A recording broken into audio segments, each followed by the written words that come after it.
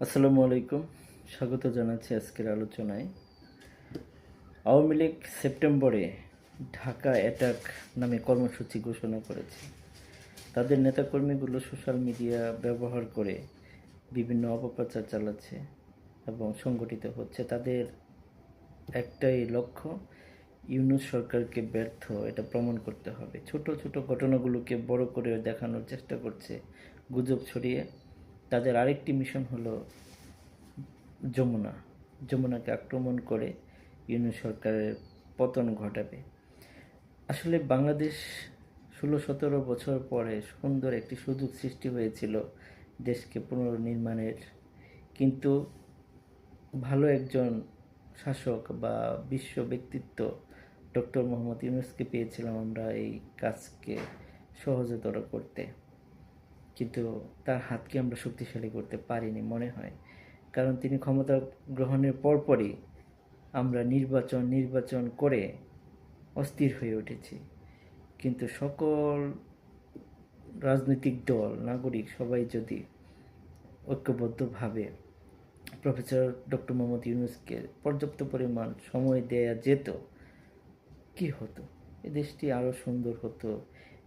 বর্তমানে যে ধরনের একটা অনিশ্চয়তার মধ্যে দিয়ে যাচ্ছে সেগুলো আর হতো না। সেনাবাহিনী প্রধান ওয়াকার, সে কি বসে আছে? সে একজন আওয়ামী লীগ আওয়ামী সমর্থক এবং সেই ঘরানার একজন সেনাপ্রধান। এদের মতো লোককে প্রশাসনের সর্বস্তরে রেখে নির্বাচন করতে থাকলে সেই দেশে সুষ্ঠু নির্বাচন হবে? তারা চাইবে আওয়ামী লীগকে পুনঃপ্রতিষ্ঠিত করতে সব ক্ষেত্রেই। আমাদের এটাই ভুল।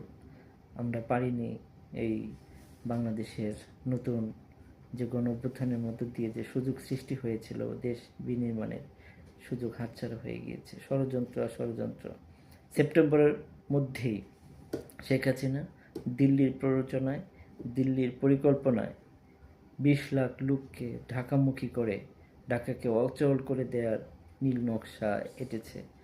এটা এনটিভির একটি সংবাদেও দেখলাম।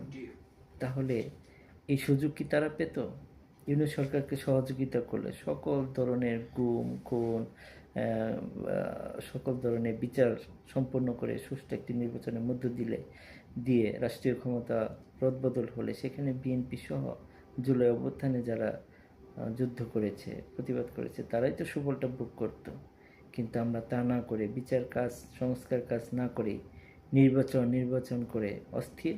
এদিকে আওয়ামী দোসররা সোচ্চার।